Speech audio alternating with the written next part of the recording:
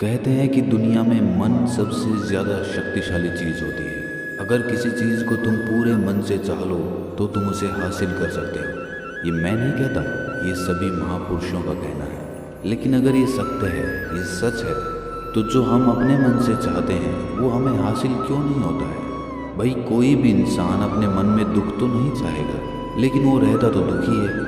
हर इंसान अपने मन से तो कामयाब होना चाहता है, खूब पैसा कमाना चाहता है, लेकिन फिर भी वो कामयाब नहीं होता। भला ऐसा दुनिया में कौन इंसान होगा जो अपने मन में ये चाहेगा कि मैं नाकामयाब रहूं या मैं पैसा ना कमाऊं? सोचने की बात है। तो इसमें दो चीज़ें निकल के सामने आती हैं। या तो वो महापुरुष गलत थे जिन्होंने ये बात बोली कि मन से चाही हुई चीज़ हासिल हो जाती है, या फिर हम गलत हैं। आज की कहानी जो मैं आपको सुनाने वाला हूँ उसमें आपको एक ऐसा मंत्र मिलेगा। उसे समझने के बाद आपको एक ऐसा मंत्र पता चलेगा जिससे आप ये समझ पाएंगे कि अपने मन से कोई भी चीज़ कैसे करवाई जाती है, मन में किसी भी बात का बीज कैसे बोया जाता है। ये इस कहानी से आपको अच्छी तरह से समझ में आ जाएगा, और इससे आप ये भी समझ पाएंगे कि आकर्षण का नियम, लॉ ऑफ अट्रैक्शन, कैसे काम करता है। कहानी छोटी सी है लेकिन बहुत ही गहरी है। इससे पहले कि आप इस कहानी में खो जाएं, इस चैनल को सब्सक्राइब ज़रूर कर लें। तो चलिए ये कहानी शुरू करते हैं। एक बार की बात है, एक आदमी के जीवन में सिर्फ दुख ही दुख थे। वो जो भी काम करता उस बेचारे का वो काम पूरा ही नहीं होता। घर में आता तो घर में कलेश बना रहता, किसी से कोई मदद मांगता तो कोई उसकी मदद नहीं करता। ऐसा लगता था कि चारों ओर से दुखों का पहाड़ उसी पर टूट पड़ा है। उसे समझ नहीं आ रहा था कि मैं इन दुखों से पार कैसे पाऊँ। वो दिन रात यही सोचता रहता कि अपने दुखों से छुटकारा कैसे पाना है। इसी कारण से वो रात में सो भी नहीं पाता था। उसकी आंखों के नीचे बड़े बड़े काले घेरे बन गए थे, जो इस बात का प्रतीक थे कि वो आदमी कितना दुखी है और कितना चिंतित है। कभी कभी तो उसके मन में आत्महत्या करने के भी ख्याल आते थे, लेकिन अपने परिवार की चिंता करके वो ये कदम नहीं उठा पाता था। वो इतना दुखी हो गया कि उसने निर्णय किया कि वो इन दुखों से छुटकारा पा के रहेगा। इसके लिए चाहे उसे कितनी भी मेहनत करनी पड़े, कुछ भी करना पड़े, चाहे अंगारों पे चलना पड़े, लेकिन इन दुखों से छुटकारा हासिल करके रहेगा। ऐसे ही एक दिन उसने अपने मित्र से पूछा कि मैं अपने जीवन को कैसे सुधारूं। उसके मित्र ने उसे बताया कि तुम किसी बाबा के पास जाओ। बाबाओं के पास ऐसा मंत्र होता है जिससे सारे दुख मिट जाते हैं, जीवन खुशियों से भर जाता है और धन संपदा भी हासिल हो जाती है। तुम किसी ऐसे बाबा को ढूंढ लो, बस तुम्हारा काम बन जाएगा। उस आदमी के मन में ये बात पूरी तरह से पक्की बैठ गई कि कोई बाबा ही मेरा दुख दूर कर सकता है, और इसीलिए उसे किसी भी बाबा के बारे में पता चलता तो वो उस बाबा के पास पहुंच जाता। उस बाबा को अपनी समस्या बताता और उससे उसका समाधान पूछता, और कहता कि बाबा, मैं कुछ भी करने के लिए तैयार हूँ, लेकिन मेरी इन समस्याओं से मुझे छुटकारा दिला दीजिए। आप जो कहेंगे मैं वो करूँगा, लेकिन मेरे जीवन को सुधार दीजिए। बाबा उसे कुछ टोने टोट के बता देते थे करने के लिए, और बदले में दान दक्षिणा ले लेते थे कि ये टोना टोटका करने के बाद तुम्हारे घर में सुख शांति बनी रहेगी, बस इस टोटके को पूरी विधि के साथ करना। वो आदमी घर लौटकर पूरी विधि के साथ टोने टोटके करने लगा, लेकिन बहुत टोने टोटके करने के बाद भी उसके जीवन में कुछ बदलाव नहीं आया। इसके विपरीत उसका जीवन और ज़्यादा दुखी हो गया। जो भी बाबा उसे टोना टोटका देता था, वो बदले में उससे दान दक्षिणा लेता था, जिससे उसका धन भी धीरे धीरे ख़त्म हो रहा था। इससे उसके जीवन में दुख और ज़्यादा बढ़ गए। तब उसे लगा कि बाबाओं के पास जाने से तो मेरे जीवन में दुख कम होने के बजाय बढ़ते ही जा रहे हैं, तो मुझे क्या करना चाहिए? बाबाओं के पास जाऊं या ना जाऊं? फिर एक दिन एक आदमी ने उसे बताया कि तुम अपने घर में किसी पंडित को बुलाकर हवन करवा लो। हवन होगा, घर शुद्ध हो जाएगा। कोई भी बुरी ऊर्जा होगी घर में तो वो घर से बाहर चली जाएगी। किसी पंडित को बुलाकर पूरे विधि विधानों से मंत्रोच्चारण कराओ और हवन कराओ, जिससे घर में सुख शांति आए। उस आदमी के मन में ये बात बैठ गई और उसने एक पंडित को अपने घर पर बुलाकर हवन करवा दिया। हवन अच्छी तरह से संपन्न हुआ। बदले में पंडित ने भी अच्छी दान दक्षिणा ली और उसके बाद वो वहाँ से विदा हो गया। लेकिन कुछ दिनों के बाद उस आदमी को महसूस हुआ कि उसके जीवन में अब भी कोई बदलाव नहीं आया है। अब वो आदमी पूरी तरह से दुखी हो गया और ज़्यादा परेशान हो गया। अब तो उसे लगने लगा था कि मेरे जीवन में से दुख कभी ख़त्म ही नहीं होंगे। और यही सोच सोच कर उस आदमी का बुरा हाल हो गया था। फिर एक दिन उसे अपने मित्र से एक ऐसे बाबा के बारे में पता चला जो समाधान बताने के लिए कोई दान दक्षिणा नहीं लेता था। उस आदमी को लगा कि ये बाबा दूसरे बाबाओं की तरह नहीं हो सकता, क्योंकि ये दान दक्षिणा तो लेता ही नहीं, और अगर दान दक्षिणा नहीं लेता तो ये सच में कोई सिद्ध बाबा होगा। और यही सोचकर वो उस बाबा के पास पहुंच जाता है।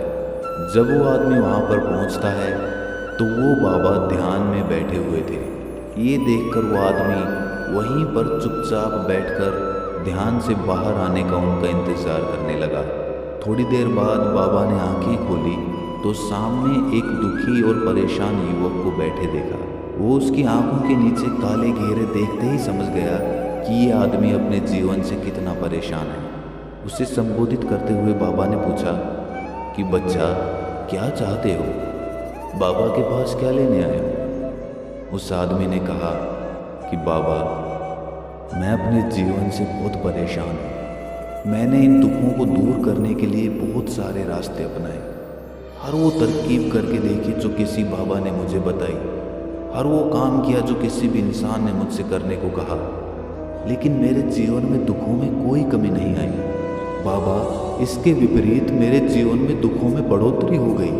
मुझे समझ नहीं आ रहा है कि मैं क्या करूं। कभी कभी तो मैं आत्महत्या करने की सोचता हूं, लेकिन अपने परिवार की सोचकर मैं ये कदम नहीं उठा पाता। मैंने आपके बारे में बहुत सुना है बाबा, और मैं बहुत उम्मीद के साथ आपके पास आया हूँ। कृपया करके मुझे कोई ऐसा मार्ग बताएं जिससे मुझे अपने दुखों से छुटकारा मिल जाए। मैं अपने दुखों से छुटकारा पाने के लिए कुछ भी करने को तैयार हूँ। आप मुझे कोई भी रास्ता बताएं, चाहे वो रास्ता कितना भी कठिन क्यों ना हो, मैं उसको पार करके रहूँगा। बाबा ने महसूस किया कि आदमी तो सच में बहुत परेशान है। बाबा ने उसकी बात सुनकर कहा कि बच्चा, दुखों को दूर करने के लिए मंत्र ऐसे ही नहीं मिलते। मंत्र पाने के लिए कुछ करना पड़ता है। तुम कुछ कर सकते हो? ये सुनकर पहले तो उस आदमी ने सोचा कि ये बाबा भी मुझसे दान दक्षिणा ही मांगेंगे, लेकिन और कोई रास्ता ना पाकर उस आदमी ने कहा कि बाबा, आपको जितनी भी दान दक्षिणा चाहिए मैं देने के लिए तैयार हूँ, लेकिन आपका मंत्र सच्चा होना चाहिए, वो पूरा होना चाहिए, उसका फल मुझे मिलना चाहिए। उसके बाद मैं आपको जो भी दान दक्षिणा लेना चाहते हो वो दे दूँगा। बाबा ने कहा कि दान दक्षिणा तो बहुत छोटी सी चीज़ है, मुझे वो नहीं चाहिए। इस पर वो आदमी सोच विचार करके बोला, तो बाबा, मैं अंगारों पे भी चलने के लिए तैयार हूँ, आप मुझे बस आज्ञा दीजिए। बाबा ने कहा कि अंगारों पे चलने वाली छोटी चीज़ मैं तुमसे नहीं कराने वाला। मैं जो तुमसे कराने वाला हूँ वो बहुत कठिन मंत्र है, उसे पूरा कर पाओगे? बाबा ने कहा कि बाबा, आप मुझे बताइए तो सही, मुझे करना क्या होगा?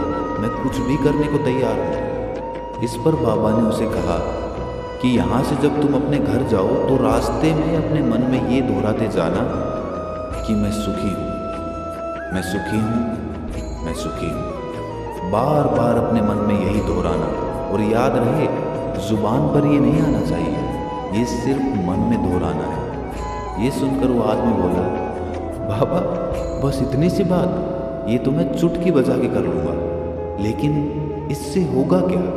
बाबा बोले कि इस मंत्र को करके देखो। वैसे भी तुमने इतने बाबाओं के मंत्र किए हैं, तो इस मंत्र को भी करके देख लो। उस आदमी ने सोचा कि बाबा कुछ दान दक्षिणा तो ले नहीं रहे, और छोटा सा मंत्र है, इसे तो मैं कर ही लूँगा।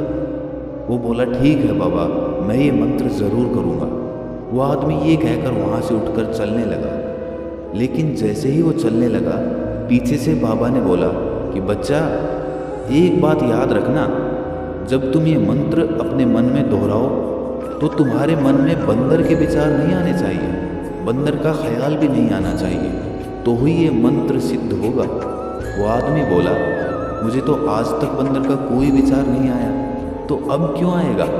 आप चिंता मत करिए बाबा, मैं बस मन में यही दोहराऊंगा कि मैं सुखी हूँ, मैं सुखी हूँ। इसके अलावा बंदर का कोई विचार मेरे मन में नहीं आएगा। ये कहकर वो आदमी वहाँ से चल दिया।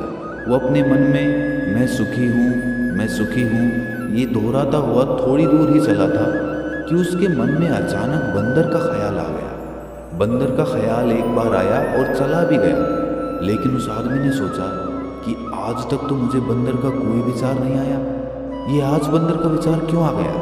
और ऐसे करके उसने उस बंदर के विचार को पकड़ लिया। वो ये भूल गया कि मुझे क्या मंत्र दोहराना है और वो बंदर के बारे में सोचने लगा। जब थोड़ी देर बाद उसे फिर से होश आया तो वो फिर से अपना वही मंत्र दोहराने लगा जो बाबा ने उसे बताया था, मैं सुखी हूँ, मैं सुखी हूँ। लेकिन अचानक से उसे सामने एक बंदर दिखाई दिया और ये देखकर उसके मन में फिर से बंदर का विचार उठ गया और वो अपने अंदर से इस विचार को बाहर फेंकना चाहता था। वो चाहता था कि मेरे अंदर किसी भी तरह बंदर का विचार ना आए, लेकिन उसे तो सामने बंदर ही दिखाई दे गया। ऐसे ही जद्दोजहद करते करते वो घर पे पहुंचा और घर पे पहुंचने के बाद अपनी पत्नी को कहा कि हे बंदरिया, मुझे खाने में बंदर परोस दो।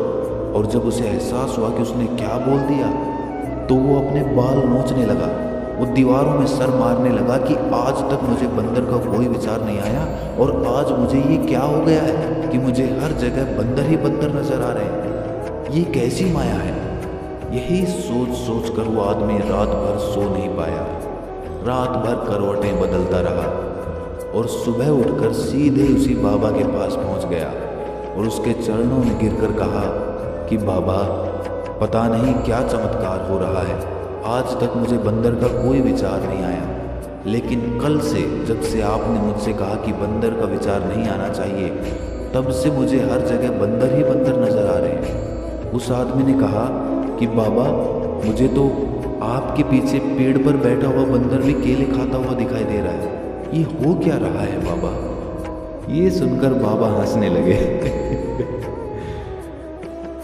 बच्चा, मन का जाल एक ऐसा जाल है जिसे समझ पाना इतना आसान नहीं है।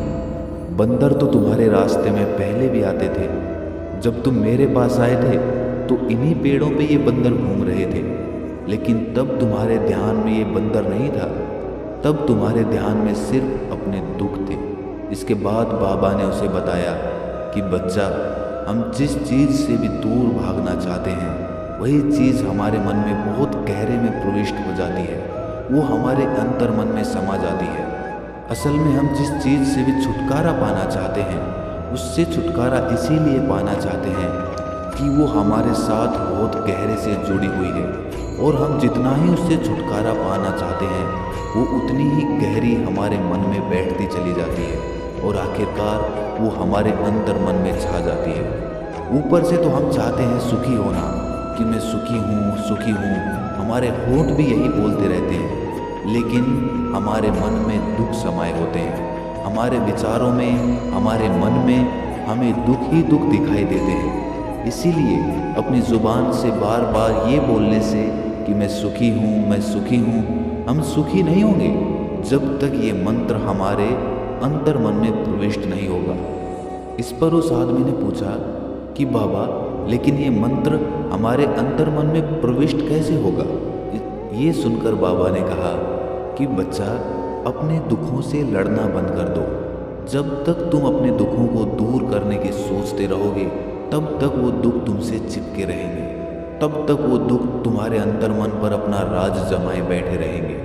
और जिस दिन तुम उन दुखों के बारे में सोचना ही छोड़ दोगे, उन दुखों से छुटकारा ही नहीं पाना चाहोगे, उसी दिन से तुम्हारी ज़िंदगी से दुख गायब हो जाएंगे। क्योंकि किसी भी चीज़ से छुटकारा पाने के लिए हमें उस चीज़ के बारे में सोचना पड़ता है, और हम जितना ही उस चीज़ के बारे में सोचते हैं वो उतनी ही गहरी हमारे मन में प्रविष्ट होती चली जाती है। हम अधिकतर समय दुखों के बारे में ही सोचते हैं। हम यही सोचते हैं कि हमारे जीवन में दुख है और हमें इससे छुटकारा पाना है। इसी वजह से बार बार सोचने से वो दुख हमारे अंतर मन में प्रविष्ट हो जाते हैं और हमें एहसास भी नहीं होता। इसीलिए अगर तुम दुखों से छुटकारा पाना चाहते हो तो दुखों से छुटकारा पाने के बारे में सोचना छोड़ दो, तुम्हें दुखों से छुटकारा मिल जाएगा। अक्सर आदमी धूम्रपान छोड़ना चाहता है, शराब छोड़ना चाहता है,